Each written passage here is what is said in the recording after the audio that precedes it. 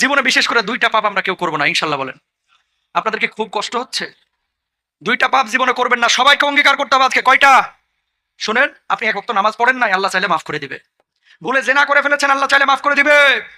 ভুলে একজনকে গালি দিয়ে ফেলেছেন, আল্লাহ চাইলে মাফ করে দিবে। ভুলে ফজরের নামাজে জাগতে পারেন নাই বা ইচ্ছা করে জাগেন না একদিন, আল্লাহ চাইলে মাফ করে দিবে। রোজা একটা করেন না, আল্লাহ চাইলে মাফ করে দিবে। দুইটা গুনাহ এমন আছে যেটা আল্লাহ কখনো মাফ করবে না। কয়টা?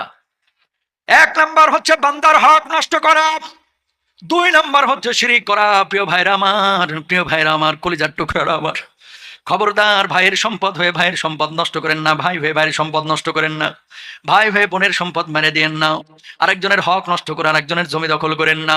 আল্লাহর কসম করে বলে কিয়ামতের ময়দানে আপনি মাপ পাবেন না।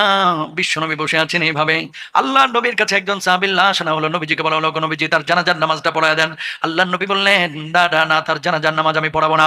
সাহাবীরা বললেন, নবীজি কেন তার জানাজার